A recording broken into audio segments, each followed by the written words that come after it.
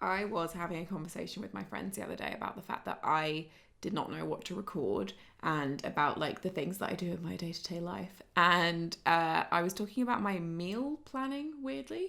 And my friends were like, you should obviously make a video about meal planning. Because we're all old and we love to meal plan. That's all we're going to do from now until death is just like plan our meals, eat our meals, die. My friend Marion got me into bullet journaling. So we both got sent this kind of how to bullet journal book from the author, the guy who like originally made the bullet journal or the method or whatever, I don't know.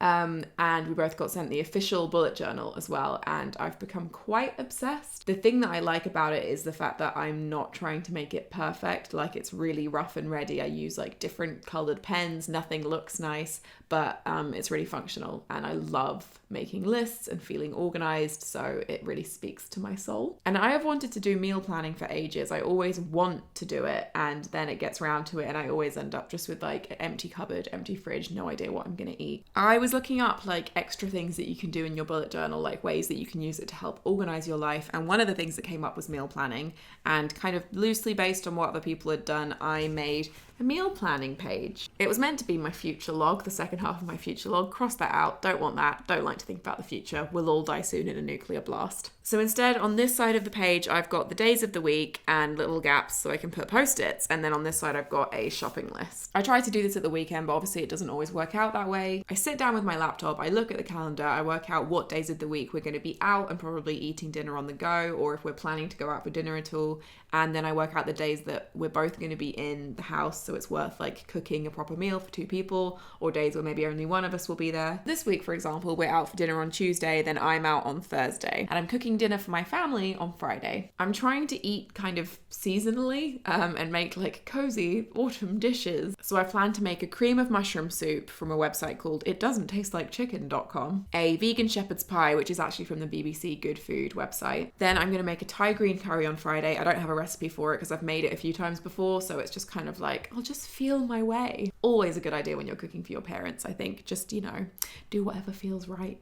Then on Saturday, we're going to have burritos, which I make all the time. So again, I don't really need a recipe. And on Sunday, we're going to have a roast. Mostly to use up like the scraps of food from the rest of the week that we haven't eaten, but also because it's Sunday. Who doesn't love a Sunday roast? I eat vegan and my boyfriend's vegetarian. So that is the basis of this food plan. On this side is the shopping list. I actually do most of my shopping on like a weekly online shop. The shopping list is mostly for the things that I can't buy in my big shop because they need to be fresh later on in the week. So I'll do the weekly shop now while I'm doing the meal planning, because I'll be sitting here looking at the recipes, knowing exactly what food I'll need on which day, and making sure that any food I buy now won't go off by the time I need to use it. So then yeah, anything that will go off by that time I put on the shopping list so that I know that I need to buy that later on in the week. I carry my bullet journal everywhere like a security blanket, but this is a post-it note that I can just lift out if I need to. The idea being that obviously if I just want to like take it out with me shopping, I can just take it out, or if I want to like hand it to my boyfriend, then he can go buy those things. I use erasable pens from Muji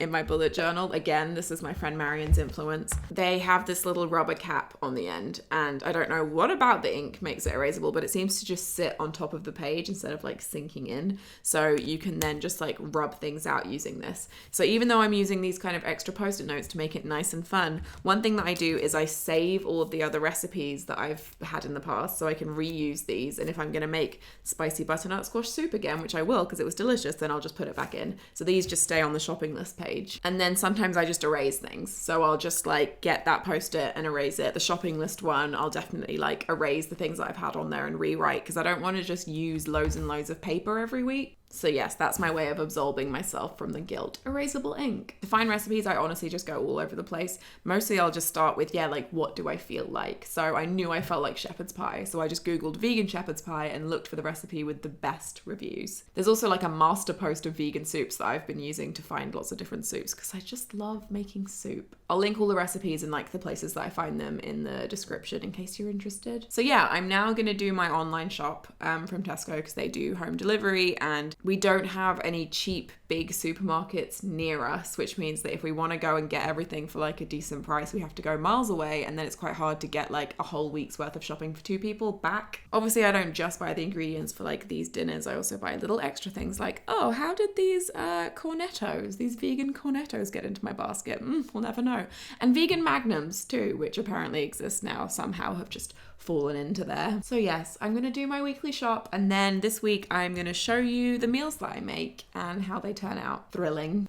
Okay, so this is me now a week in the future, actually a little bit more than a week in the future, checking back in to see how my food planning went, looking kind of nude and weird. Like, it's weird seeing this much of me when you're used to not seeing this much of me, so I apologize. The first meal that I made this week was the cream of mushroom soup. That was absolutely incredible. It was very creamy, as the name suggests. I kind of like to think that that's what the grey stuff in Beauty and the Beast tastes like. So yeah, I don't know how to describe it. Mushroomy, creamy, relatively easy to make, as most soups tend to be. We'll definitely be making that again this week. Shepherd's pie, on the other hand, was not easy to make and took many hours. My boyfriend does the washing up when I cook, and I think he wanted to kill me after I made that shepherd's pie. It was delicious. I don't know if it was like hours and hours worth of cooking delicious, and also if you use this recipe, make sure you halve it because it would feed the Von Trapp family. I cooked the Thai green curry for my family and it actually went really well. Thai green curry is so easy to make when you have a pre-made paste. You have to check that they're definitely vegan or vegetarian or whatever, because lots of them have fish in them, but this one was the Blue Dragon one and it was vegan. The curry was really quick. My family liked it. It wasn't too spicy. I was really worried because I like spicy food and some of my family members do not. But yeah, turned out perfect and was really easy to make.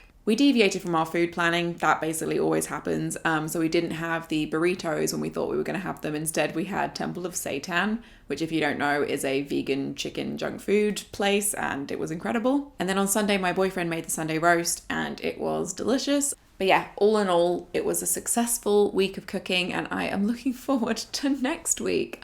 Next week is actually right now, this week, and I am making Singapore noodles tonight. I hope this video has been vaguely helpful or interesting, and let me know if you start doing your own food planning or if you have recipe suggestions for me, especially soup, because I love soup. Why eat solid food when you could eat liquid food?